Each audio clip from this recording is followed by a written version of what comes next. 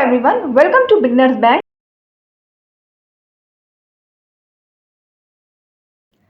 Last class में हमने modern art and architecture को स्टार्ट किया था, जिसमें हमने कोट आर्ट को पूरा का पूरा कवर कर लिया था। कोट आर्ट के अंदर हमने प्लेसेस को, पिलर्स को एंड स्तूपास को अच्छे से डिफाइन किया था हमारी कल्चर हेरिटेज की क्लास 3 में। तो आज की क्लास में जो हम मॉडर्न आर्ट एंड आर्किटेक्चर का नेक्स्ट पार्ट है, यानी कि पॉपुलर आर्ट, उसे कवर करेंगे, जिसमें केव्स, पॉटरी एंड स्कल्पचर्स के बारे में आएगा। ये बहुत ही इजी एंड सिंपल है और बहुत ही जल्दी आपका आज modern art and architecture finish हो जाएगा। तो हमने इंडस वैली सिविलाइजेशन के आर्किटेक्चर को पूरा का पूरा कवर कर लिया है स्टार्टिंग से, और आज हमारा मॉडर्न आर्ट एंड आर्किटेक्चर भी कवर हो जाएगा। तो अगर आपने लाइन से सारे के सारे लेक्चर नहीं देखें तो एक बार प्लेलिस्ट में जाकर उसे ज़रूर देख लें। तो चलिए एक बार मॉडर्न आर्ट को एक बार फिर से देख लेते हैं। The modern empire was a geographical intensive iron age historical power in South Asia based in Magadha. यानी कि मौर्यन एम्पायर जब था तो उसको कौन सा कहा जाता था? आयरन एज उसको बोला जाता था, और ये साउथ एशिया में हिस्टोरिकल पावर थी इसकी, और ये बेस्ड कहाँ पे था? मगध में था। और ये मॉडर्न आर्ट के समय जो मेन जो उस समय शासक था वो कौन था? अशोक था। तो इतना मैंने आपको क्लास 3 में भी बताया था, यहाँ हमने इसको एक बार रिपीट कर दिया है। लेकिन आज के लेक्चर में हम केव्स, पॉटरी एंड स्कल्पचर्स को देखने वाले हैं, यानी पॉपुलर आर्ट को आज के लेक्चर में हम कवर करने वाले हैं। तो चलिए पॉपुलर आर्ट को स्टार्ट करते हैं। पॉपुलर आर्ट में सबसे पहले हम केव्स के बारे में देखेंगे। देखिए, during the Mauryan period caves were generally used as viharas. यानी अगर क्वेश्चन आपसे पूछा जाए कि मौर्यन पीरियड के दौरान जो केव्स होती थी, केव्स यानी जो गुफाएं होती थी, उन्हें किस नाम से और जाना जाता था? तो आपको क्या ध्यान रखना है? विहार इसके नाम से। तो ये आपको नाम जो है वो बहुत अच्छे से ध्यान रखना है। हाईली पॉलिश्ड फिनिश होता था इन केव्स में, इन गुफाओं में बहुत ज़्यादा पॉलिश्ड होती थी, एकदम फिनिश्ड अच्छे से होती थी। इनकी इंटीरियर वॉल्स यानी अंदर का जो वॉल्स था बहुत ही बेहतरीन खूबसूरत था, और डेकोरेटिव गेट वे था, यानी जो गेट बना होता था वो बहुत ही अच्छा डेकोरेटिव ऐसा टाइप का बना होता था। अभी हम इसकी इमेज भी देखेंगे ताकि आपको और अच्छे से क्लियर हो जाए। मैंने स्टार्टिंग से ही आपको बताया है क्लास 1 से कि आर्ट, कल्चर एंड हेरिटेज को जब भी पढ़ेंगे तो आप अगर इमेज के थ्रू पढ़ेंगे तो आपको बहुत अच्छे से समझ में आएगा। तो अभी तक आपने क्या समझा कि मॉडर्न पीरियड के दौरान जो केव्स होती थी उन्हें विरास बोलते थे। ये हाईली पॉलिश्ड फिनिश होता था इन केव्स में, इनकी इंटीरियर वॉल्स बहुत ज़्यादा ब्यूटीफुल डिजाइंड होती थी एंड डेकोरेटिव गेटवेज होती थी। अब इस केव्स में बहुत ही इंपॉर्टेंट नाम आएगा जिससे रिलेटेड क्वेश्चन बनता ही बनता है, किसी भी यूपीएससी एग्जाम में आप देख लें, 12 बार केव्स के बारे में। तो 12 बार केव्स के बारे में आपको बहुत अच्छे से पता होना चाहिए। 12 बार एक प्रकार की हिल है, एक पहाड़ी है जिसमें 4 केव्स आती हैं, यानी उस पहाड़ी में 4 गुफाएं आती हैं। उन चारों गुफाओं के नाम आपको बहुत अच्छे से ध्यान रखने हैं क्योंकि वो नाम एग्जाम में पूछे जाते हैं। कर्ण चौपार, ये पहली गुफा का नाम है। सुदामा केव, लोमाशी जिसको लोमश ऋषि केव भी बोलते हैं, विश्वामित्र या जिसको विश्व जोपरी भी बोलते हैं। तो ये चारों नाम आपको ध्यान रखना है। आपको ध्यान रखना है कि जो 12 बार गुफाएं हैं वो 4 हैं: कर्ण चौपर, सुदामा केव, लोमाशी केव और विश्वामित्र केव। और 12 बार हिल्स पे ये चारों की चारों गुफाएं स्थित हैं। अब इसके साथ हम एक और गुफा का वर्णन यहाँ पे देखेंगे जिससे रिलेटेड क्वेश्चन बनता है, और उसका नाम है नागार गुंजा केव्स। इसमें 3 केव्स आती हैं। तो क्या ध्यान रखना है कि 12 बार केव्स में 4 थी और नागार गुंजा केव्स में 3 है। तीनों के नाम आपको अच्छे से ध्यान रखने हैं: गोपी केव, भायक केव एंड वेदांतिका केव। तो ये आपको अच्छे से नाम ध्यान रखने हैं। अब हम थोड़ी सी इन्फॉर्मेशन लोमास ऋषि केव के बारे में जान लेंगे क्योंकि ये बहुत इंपॉर्टेंट है। Lomas Rishi is a probably the most famous of the caves of 12 बार, यानी 12 बार की जो सबसे फेमस केव है वो कौन सी है? वो है लोमास ऋषि, जिसको कि लोमाशी भी बोलते हैं। Because of its beautifully curve door, ये इसकी बहुत ज़्यादा फेमस क्यों है? क्योंकि इसके जो डोर है वो पूरी तरह से कर्व्ड है, यानी ऐसे गोल शेप में ऐसे कर्व्ड बने हुए हैं, बहुत ही बेहतरीन खूबसूरत से बने हुए हैं।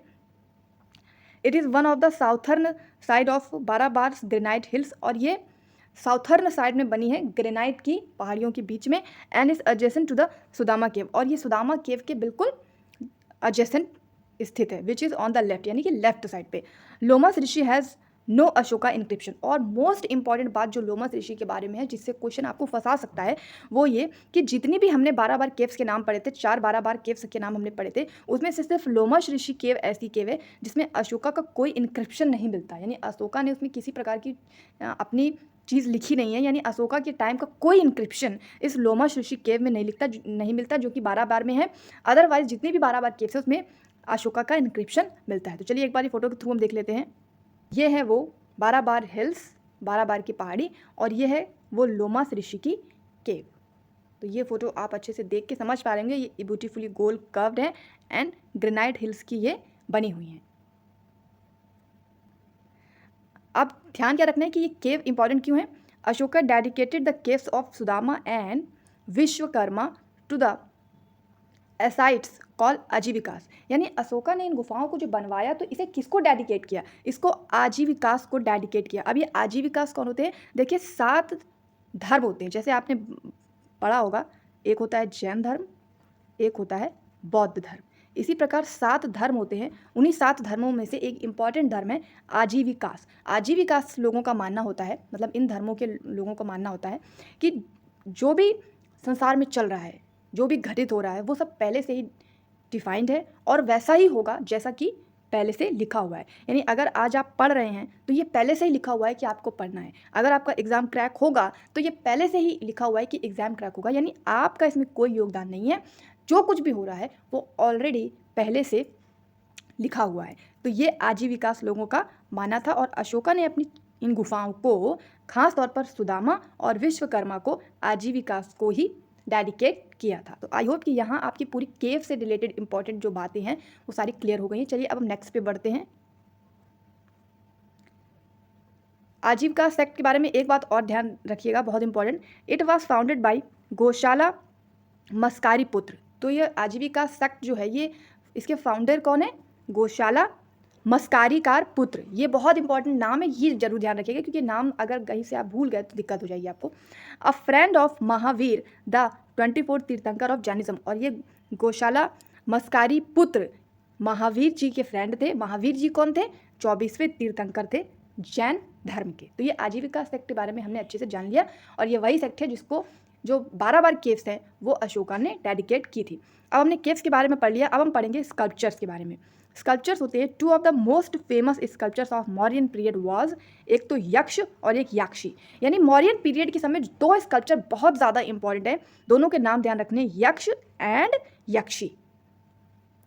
यक्षी can be found in Silappatikaram a Tamil text. और यक्षी कहाँ पाई जाती है, सिल्लापड्डीकरम जो कि एक तमिल टेक्स्ट है। और दीदार गुंज यक्षी वाज फाउंड एट दीदार गुंज विलेज एट पटना। तो दीदार गुंज यक्षी नाम की जो दीदार गुंज यक्षी नाम की एक यक्षी है वो हमें दीदार गुंज गांव में मिलती है और ये गांव कहाँ पे है, पटना में है। तो ये नाम आपको ध्यान रखना है। यक्ष यक्षिणी आपने देखे होंगे जो एक तरीके से स्पिरिट से रिलेटेड होते हैं। आप ऐसे समझ सकते हैं कि भूत पिशाच से रिलेटेड होते हैं। बट इसको हम फिल्मों की बात करें तो ऐसा है, बट अगर यहाँ पे आप बात करेंगे तो ये एक स्कल्पचर बनाए जाते थे और मौर्यन पीरियड के दौरान ये स्कल्पचर बहुत ज़्यादा इंपॉर्टेंट थे। यक्ष एंड यक्षी, यक्षी जो होता था वो फीमेल स्कल्पचर होता था यानी फीमेल मूर्ति कला होती थी और यक्ष जो होता था वो मेल स्कल्पचर होता था यानी मेल मूर्ति कला को प्रदर्शित करता था। चलिए एक इसकी फोटोग्राफ जल्दी से देख लेते हैं। ये है वो यक्षी की फोटोग्राफ जो आप देख सकते हैं कि अपने हाथ में एक ऐसा फैन पंखा टाइप लिए हुए है जो आपने फिल्मों में देखा होगा, राजा महाराजा के टाइप फिल्मों में जो पीछे ऐसे हिलाते रहते हैं। तो ये थी यक्षी का स्कल्पचर जो बहुत ही मौर्यन पीरियड के दौरान फेमस हुआ। तो हमने स्कल्पचर देख लिए, केव्स देख लिए, अब हम पॉटरी देखेंगे। मैंने कहा था कि ये टॉपिक बहुत ही ईजी है, बहुत जल्दी आपका कवर हो जाएगा क्योंकि इसमें थोड़ी सी चीज़ें जो आपको कवर करनी है। Pottery of the modern period is generally refer to as northern black polished ware. ये नाम बहुत इंपॉर्टेंट है, ध्यान रखिएगा। जो पॉटरी मॉडर्न पीरियड के दौरान पाई जाती थी उसको हम नॉर्थर्न ब्लैक पॉलिश्ड वेयर यानी NBPW के नाम से जानते हैं और ये क्वेश्चन एग्जाम में पूछा जाता है। कौशाम्बी एंड पाटलिपुत्र ये 2 सेंटर्स हैं जहाँ पर ये नॉर्दर्न ब्लैक पॉलिश्ड वेयर पाई जाती है। अब इसको थोड़ा सा कंपेयर करेंगे। जब हमने इंडस वैली सिविलाइजेशन का आर्किटेक्चर पढ़ा था, हड़प्पा सिविलाइजेशन का आर्किटेक्चर पढ़ा था क्लास 1 और 2 में, तो हमने देखा था कि वहाँ पे जो पॉटरी पाई जाती थी वो रेड और ब्लैक कलर की होती थी। बट यहाँ पर जो पॉटरी पाई जाती है मौर्यन पीरियड में वो ब्लैक पॉलिश्ड वेयर होती है, नॉर्थर्न ब्लैक पॉलिश्ड वेयर। तो ये कुछ इंपॉर्टेंट चीज़ें थी केव्स, पॉटरी एंड स्कल्पचर के बारे में जो कि मौर्यन पीरियड का पॉपुलर आर्ट है। तो हमने पूरा मौर्यन आर्ट एंड आर्किटेक्चर को यहाँ पर कवर कर लिया है। 3rd क्लास में हमने fort art, places, pillars and stupas को कवर किया था, थोड़ा सा बड़ा था इसलिए इसमें टाइम लगा। एंड इस क्लास 4th में हमने पॉपुलर आर्ट को कवर कर लिया जो ज़्यादा की बड़ा नहीं है क्योंकि इसमें बस 1-2 नाम ही इंपॉर्टेंट है जो आपको अच्छे से ध्यान रखने हैं, जैसे कि 12 केव्स और पॉटरी में आपने देख ही लिया जो आपकी ब्लैक वेयर पॉटरी है, एंड स्कल्पचर जो आपकी यक्षी एंड यक्ष है। तो ये नाम ध्यान रखने हैं और ये कहाँ कहाँ पाए गए ये आपको अच्छे से ध्यान रखना है। यहाँ पर आपका मौर्यन पीरियड कवर होता है। अब क्लास 5 से हम शुरू करेंगे। क्लास 5 में हम करेंगे पोस्ट मौर्यन पीरियड, यानी मौर्यन पीरियड के बाद कौन सा आर्ट एंड कल्चर आया, इसके बारे में हम चर्चा करेंगे। तो वीडियो यदि आपको पसंद आया तो वीडियो को एक लाइक कीजिए, शेयर कीजिए, चैनल पर नए हैं तो चैनल को सब्सक्राइब कीजिए। 9 वीडियो हम आपके लिए आर्ट कल्चर एंड हेरिटेज की लाने वाले हैं, जिसमें ये 4th वीडियो था। आई होप कि आपको पसंद आया होगा। अगर अच्छा लगा तो प्लीज़ वीडियो को लाइक शेयर जरूर कीजिए, चैनल पर नए सब्सक्राइब कीजिए। अगर आपने स्टार्टिंग के 3 नहीं देखे तो प्लेलिस्ट में जाकर उसे एक बार ज़रूर देख लीजिए। टेलीग्राम को आप चाहें तो ज्वाइन कर सकते हैं। टेलीग्राम का जो लिंक है वो आपको डिस्क्रिप्शन में मिल जाएगा, तो टेलीग्राम को ज्वाइन कर लीजिए फॉर द अदर पीडीएफ्स। यहाँ पर आपके पास लास्ट चांस है। अगर आप एपीएफसी के लिए कंप्लीट पीडीएफ पैकेज लेना चाहें तो अभी आप ले सकते हैं 499 में। इसके लिए मुझे आप ईमेल पे संपर्क करें। ईमेल का जो लिंक है वो आपको डिस्क्रिप्शन में मिल जाएगा। और ईओ एओ के लिए कंप्लीट पीडीएफ का अगर आप पैकेज लेना चाहते हैं तो आपको 399 में मिल जाएगा। और अगर किसी एक सब्जेक्ट की पीडीएफ का पैकेज लेना चाहेंगे, जैसे कल्चर हेरिटेज के 9 वीडियो हम लाएंगे, तो 9 पीडीएफ अगर आप लेना चाहते हैं तो इसके एक टॉपिक के लिए आपको 200 पे करना होगा, ये आपको ध्यान रखना है। तो संपर्क करना चाहें तो ईमेल पे ज़रूर संपर्क करें फॉर द पीडीएफ। एंड कुछ पीडीएफ हमने आपके लिए बिल्कुल फ्री ऑफ कॉस्ट रखी है, जो आपको हमारे टेलीग्राम पे मिल जाएंगे। तो टेलीग्राम को ज़रूर ज्वाइन कर ले, जिसका लिंक आपको डिस्क्रिप्शन में मिल जाएगा। तो मिलते हैं नेक्स्ट वीडियो में। Thank you.